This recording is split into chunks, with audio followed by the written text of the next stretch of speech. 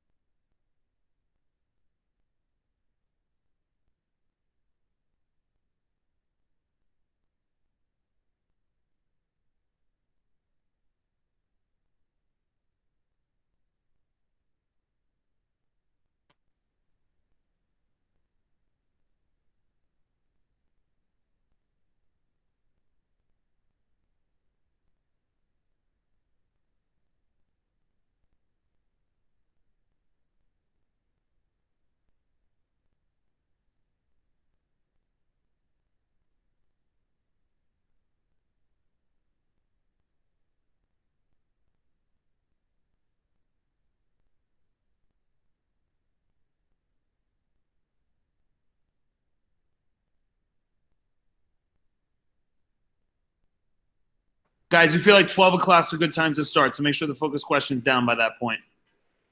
Who are we missing? I'm missing a lot of people here?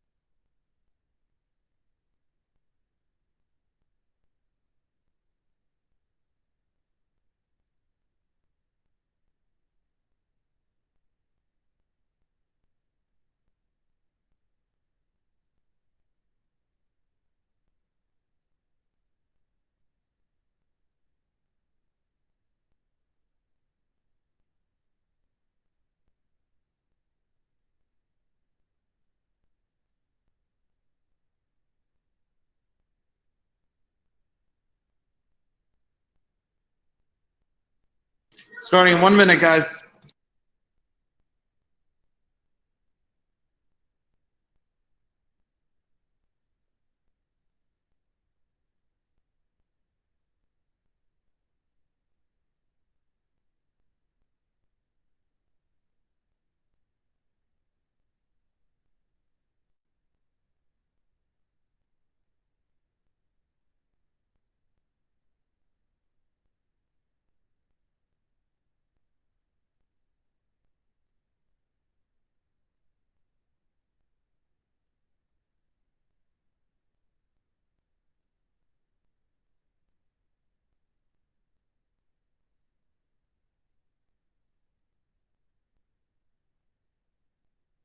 Okay, guys, let's get started. So how do America and the Allied powers close out and finally win World War II in Europe? The key thing is Europe. We're going to have our focus on the western and eastern fronts of Europe. We're going to look at the final moments and final battles that led to the eventual surrender of Germany and Italy, and see how we win in the European continent. So a lot of historians say that the war in Europe is all but over once we win the Battle of D-Day. And here's the reason why. After the success of the D-Day invasion, the Allied troops, as we know, now have a landing area. So all the supplies, all the troops, all the medicine, all the weapons are going to be able to land in Normandy, France. There's a great photo here on the slide. I know it's a little tough to see, but you can see all of the cars, all of the jeeps, all of the soldiers, all of the massive boats, okay, massive planes. They now have a place where they can land. Essentially, we have a home base. This is going to put tremendous pressure on the Germans. And guys, just copy that one in red. I didn't mention that. This is going to put tremendous pressure on the Germans to fight in this war, because now they have to deal with the United States and the British on their western front, on the western coast, coming in towards Germany.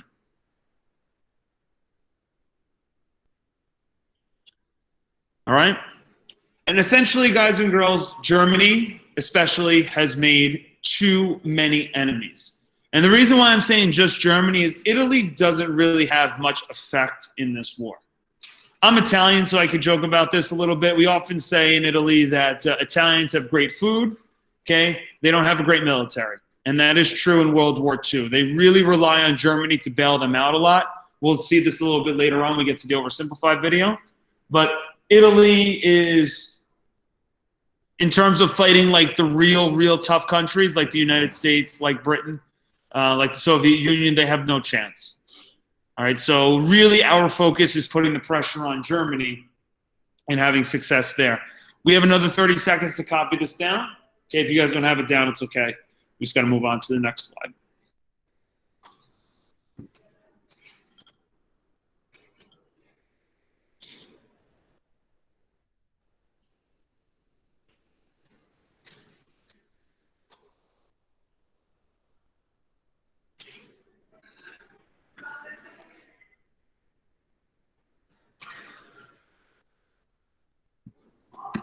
What do I look like?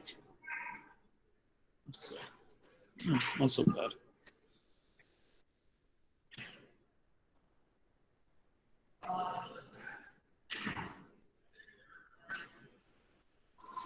All right, 10 more seconds, guys. Hi, how are you? Raise your hand if you want some lunch. Oh. Last chance for a lunch, I should say. Okay, no one wants lunch. Okay, thank you. All right. Abigail, come to room 405 in here. We have a couple of lunches for you. Mr. Pena, are there kids in the class with you? There are. Do you mind wearing your mask properly? Because I want to like get through with this pandemic and like go outside safely. Stay in there. Say hello. Can you cover your nose with the mask? Yes, I got you, Anicia. Okay. Thank you. So let's go over the Victory in Europe Day. All right. So here's the thing. I don't really need this down. I think it's good. Okay. I think it's good. I really need the next couple slides down. So I'm just going to briefly go through this. This is something my regular class needs. So this is going to be something that the students in my other classes really need because it's on their test. But take a look at this map here. Okay. This is 1945. Now I want to go back to 1941 quick. Remember 1941, how much Germany had? Okay? Look at it now.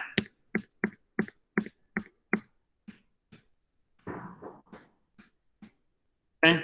Germany is right here in this kind of smaller area. Okay? They've essentially just gone to the major area, and this is something you guys would have read about yesterday, so this is why I don't need you to write it down.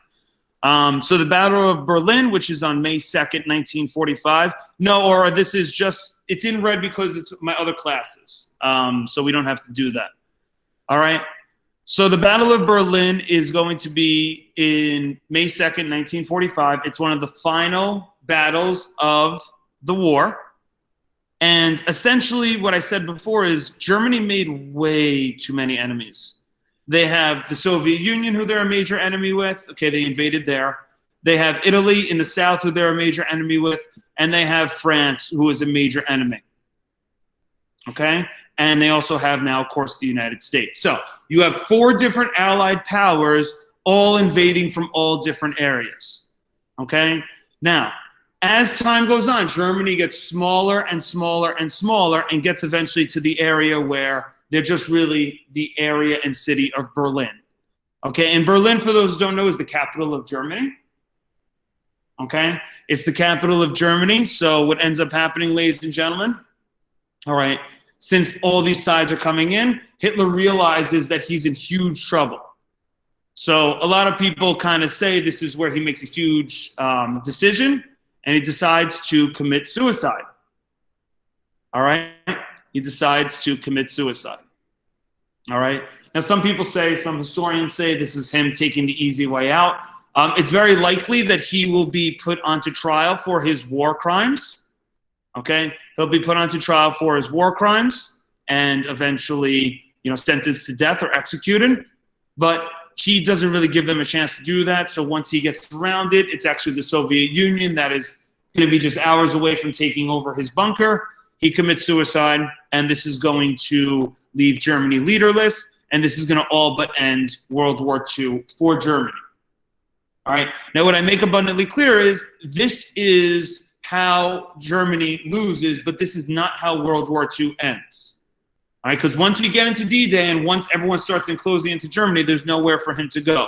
So him, his wife, and a couple other people all commit this suicide in the bunker of Berlin, Germany on May 2nd, 1945. And within a couple hours, Germany is going to surrender and end World War II. All right, this is known as Victory in Europe Day. No, so I actually had made a mistake. I had mentioned to you guys that he had 6 kids. That's not true. He just had 2, and they weren't with him during the suicide. Okay? And Josh is correct. All right, so this war is not over because Japan is continuing to fight, and that'll be our major focus for tomorrow. All right, that'll be our major focus for tomorrow. All right, this is the slide I need us to copy down. This is something known as the Yalta Conference. This comes towards the end of World War II, right around when Germany surrenders. So I'm going to give you a minute to do that.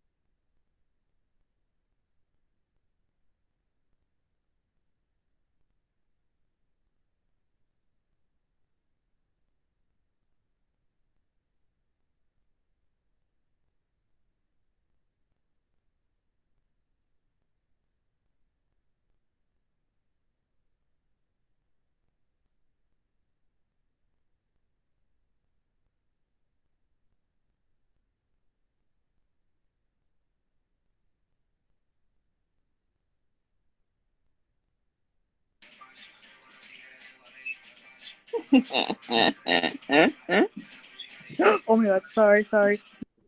Cool music though, Liz Mel. Thanks. I wish I could listen to music. Can I listen to music while I teach? You guys cool with it? They don't mind. Maybe I'll do that. All right, so it's perfect time. It's no problem. So let's go to the Yalta Conference here.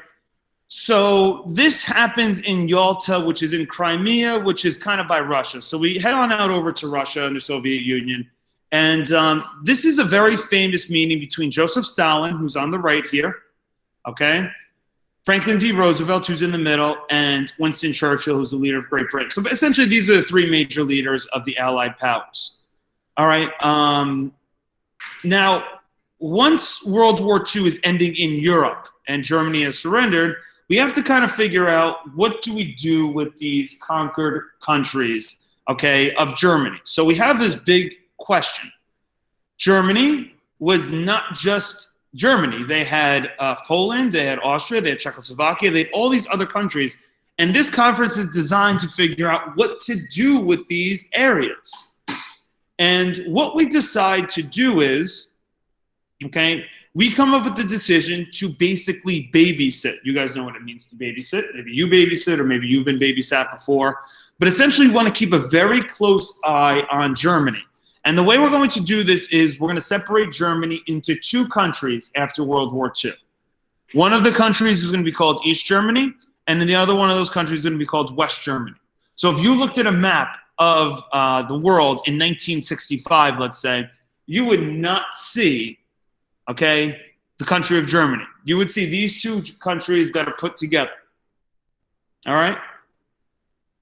These particular countries, they will be looked after by the United States, Britain, France, and the Soviets, essentially. Okay, so we're going to keep a close eye on them. The United States and Britain will be very responsible for West Germany, and the Soviet Union will be very responsible for East Germany. And they become like our responsibility. Why do we do this? Well, we're worried that because we didn't have a close eye on them in the 1930s, Then they got Adolf Hitler into power, and then they basically were a huge reason why World War II got going. We want to prevent that from happening. Okay? What I put in the highlight, though, is it is a foreshadowing of a future world issue. All right? Now, I don't know how many of you guys here or how many in the chat know what that future world issue is, but does anyone know what happens between Franklin D. Roosevelt and Stalin, okay, or in terms of the United States and the Soviet Union after World War II? We go from being friends to big enemies, okay? We actually didn't get along so well, and Aura says the Cold War, which is correct. We didn't get along so well during the war, but we had the same enemies. So the enemy of my enemy is my friend, and that's one of those cases here. So this is a foreshadowing of a future world issue, okay, that kind of comes together at this conference. But the original intended goal is to basically separate and keep a close eye on Germany. All right? So this is this foreshadowing issue, and you will see how this becomes a major problem. Something's going to happen in Germany. Something's going to happen in Berlin that becomes a major issue we'll talk about after your World War II test, which is a good segue for me to say, which will be your Unit 6 test will be in about a week. Okay, we'll be finishing up on Friday, okay, and then Monday you get a little bit of a review and study day, and then Tuesday we're taking our test. All right, so we're moving along pretty good here. I know Gentiana had that question earlier today. All right. All right, last thing we're going to do before we get to the assignment is I want to quickly go over a couple things. Number one, okay, we still have one more slide, but the next unit is called the Cold War and the Civil Rights Unit. Okay, it's basically from like 1945 to 1970. Okay, that's going to be our focus. All right? This is the last major thing that Franklin D. Roosevelt does in his presidency. He's actually going to die during World War II in his 4th term, about 2 months in or so. All right? And then we'll see how this becomes a little bit of an issue tomorrow. But this is the last major thing FDR does because he ends up dying of a stroke, unfortunately. All right, so when he passes away, his vice president takes over, and his vice president's actually the one that is there for when World War II ends. We'll talk about that tomorrow. Here's the last thing we're going to do. I don't want to say these things are all important. Besides the Tuskegee Airmen, nothing has really ever come up on the Regis on these things, but these are major topics for World War II that will eventually come up in your AP US History exams if you guys decide to take that class. But I just need you to write down Tuskegee Airmen. That's the last thing we should definitely mention. So I mentioned the Tuskegee Airmen already when we went through some of the African Americans in World War II, but I want to spend a little bit more time now. They were primarily African American military pilots throughout this particular time. They were airmen who fought in World War II, and they were largely responsible for a lot of the air attacks in Europe, somewhat in the Pacific Ocean too, but specifically on the Western and Eastern Front of World War II. We should know at this point, we've mentioned it, and it's been a huge topic in our class, the military is still segregated. So this was a largely and only black Air Force regiment, and they were excellent. They were excellent, excellent fighters, and they were sometimes known as Red Tails. I'll talk about that in a little bit. And pretty much after World War II, within a year or two, the Army is going to desegregate, meaning that our armies after World War II will no longer be segregated. All right? And the Tuskegee Airmen were a good example of the reasons why we no longer wanted to be segregated in terms of the military, because these guys were like national heroes, basically. All right? So we'll have a reading on them shortly, so I'm not going to spend any more time on that. You'll get a reading on them and kind of see what's going on there. The other three are all like not on the regions, but like I don't know how I go through this unit without mentioning them because they're very important in terms of just winning World War II. We don't mention after Pearl Harbor, but after Pearl Harbor, we have a small little bombing raid of Tokyo, Japan. Do you guys know what Tokyo is in terms of Japan? It's the capital. All right? So it's the capital of Japan. And though America only killed 50 Japanese people while only losing 7 American pilots, and in a war where there's over 60 million people killed, it is a very small thing. But this was a huge little boost to American morale after Pearl Harbor. And this also was a huge way for America to feel a little bit better after being knocked down from Pearl Harbor. So despite it not being a tremendous raid, despite it not being a tremendous battle, it is an important thing because this boosted American confidence because for 3-4 months, America's really down in the dumps, and this really helps us out. All right. Another huge group is called the Navajo Code Talkers. These were, I think it was just like literally 25 or 26 Native Americans. They were a part of the Native American tribe, the Navajo Indians, and they were hired by the U.S. Marines to come up with an unbreakable code between American soldiers. Okay? So when we go out to the Pacific Ocean, we're a long way away from home, and we're actually fighting on the sea a lot. So to communicate, we needed to have this, system that worked. Now, here's the problem. Japan had a huge technology that could break and listen. That could listen to American communication. So whenever we talked in the Pacific Ocean, whether it was battle plans, we spoke in a code. This code for the entire war was never broken. So we just find that to be really interesting and cool. And this is used in major battles in the Pacific against Japan, which we'll talk about a little bit later. The last thing I want to mention are the paratroopers. You guys play Fortnite? I never did. I never liked the game. PUBG, Fortnite, you guys play any of those games? You played them, right? In the chat, you guys played them? Okay, so in the beginning of Fortnite, what's the thing you do? Huh? You jump out of a flying bus, right? Okay. You're known as a paratrooper. When you're flying down from an area to go fight, that's known as a paratrooper. A big group of soldiers in World War II, specifically day or two before D-Day, were these paratroopers. They flew in behind enemy lines, very similar to what you'd see in those video games that you guys liked a few years back. And they would stop reinforcements from coming to help the Germans after D-Day happened. So when we won D-Day, the paratroopers were put in there to make sure the Germans didn't go and bring reinforcements to help out. So this is obviously a big group. I forget who was making fun of me yesterday for watching a lot of movies, but I'm going to post 4 more here in case there's something that you specifically are interested in. The first of which is known as Red Tails. This is a very good World War II movie about the Tuskegee Airmen. Came out, I think, in 2012, 2013, so it's relatively new. Cuba Gooding Jr., who was in the movie Pearl Harbor, we saw him already. He's in that movie. Terrence Howard's in it. Harm's Way is a very good one on the Doolittle raid, so if you want a little more information on that, that's a very good movie.